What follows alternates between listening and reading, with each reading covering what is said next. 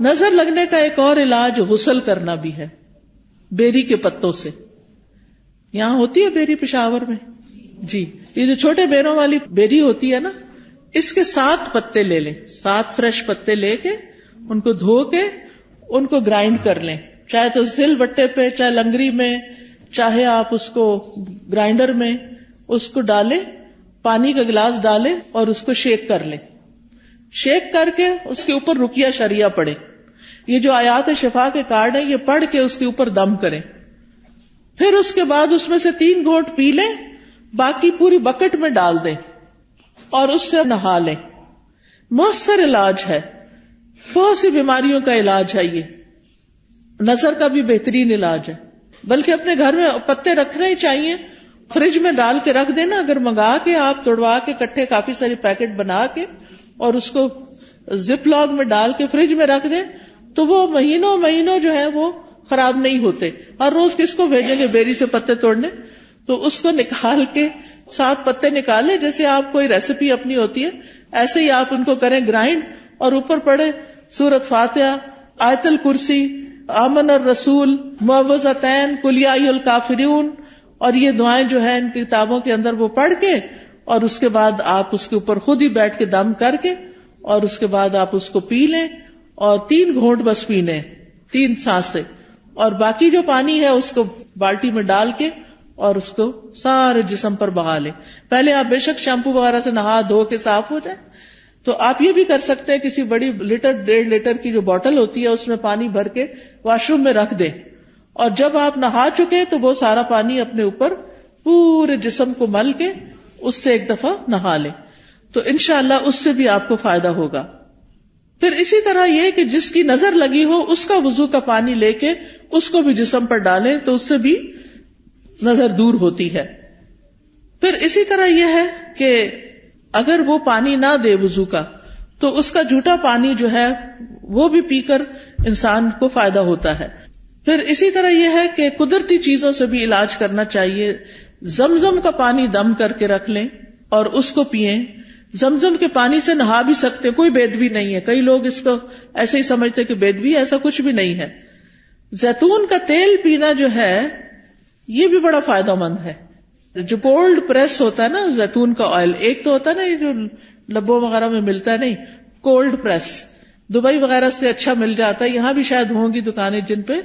ایک ہوتا ہے ایکسٹرا ورجن، نہیں، کولڈ پریس، جسے کچی گھاڑی کا نہیں کہتے ہمارے ہاں. جیسے یہ توریا اور یہ جو سرسوں، اس کا جو کچی گھاڑی کا تیل ہوتا ہے وہ خالص ہوتا ہے، اور جو مشینی قسم کا ہوتا ہے وہ اور ہوتا ہے. تو اسی طرح کچی گھاڑی کا زیتون کا تیل جو ہوتا ہے وہ زیادہ مؤثر ہوتا ہے. تو صبح کے وقت زیتون 1 چمچہ پی لیں اٹھ کے، جیسے آپ وضو کر کے آئے، آ کے 1 چمچہ زیتون کا پیئیں، پھر نماز وغیرہ پڑھیں. اس کے آدھے گھنٹے تک کچھ کھائیں پیئے نہیں، اور وہ نماز وغیرہ میں ذکر اذکار میں آدھا گھنٹہ گزر جاتا ہے.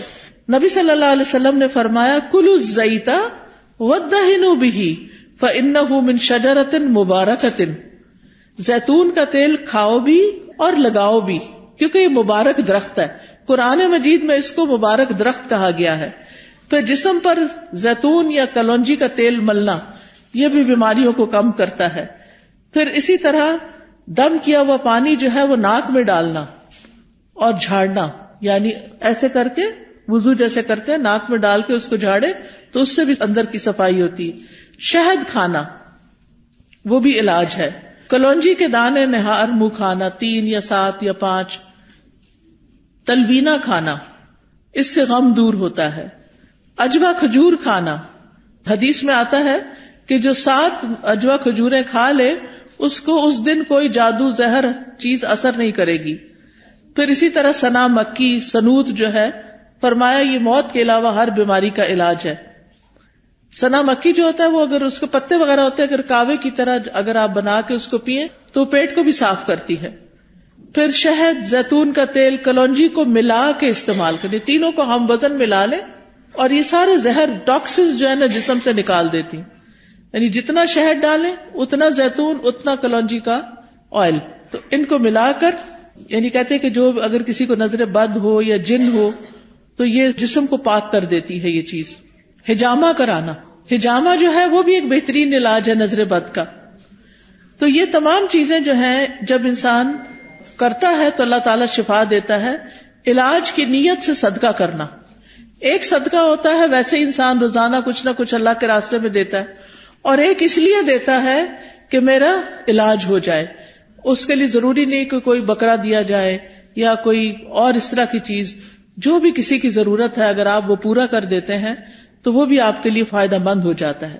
اسی طرح گھر سے ایسی چیزیں نکال دیں جس سے رحمت کے فرشتے نہیں آتے، جیسے کتا وغیرہ یا تصویریں لٹکانا، کیونکہ اس سے رحمت کے فرشتے گھر میں نہیں آتے. تو باہر رکھیں بے شک حفاظت کے لیے، لیکن کمروں کے اندر نہیں رکھے کتے وغیرہ. تو نبی صلی اللہ علیہ وسلم کے پاس جبریل علیہ السلام نے آنا تھا تو وہ نہیں آئے. آپ پریشان ہوئے تو دیکھا کہ آپ کے یعنی کہ جس کے اوپر آپ لیٹے ہوئے اس کے نیچے کتے کا بچہ تھا. جب وہ گیا تو جبریل علیہ السلام آئے، انہوں نے کہا کہ ہم ایسے گھر میں داخل نہیں ہوتے. یعنی اپنے نمازوں کی پابندی، ذکر اذکار کی پابندی، اور یہ جو طریقے میں نے بتائے ہیں انشاءاللہ یہ اختیار کریں گے تو اللہ تعالیٰ نظر بد سے محفوظ رکھیں گے اور اس کا علاج بھی ہو جائے گا. وآخر دعوانا ان الحمد للہ رب العالمین. جزاکم اللہ خیرا.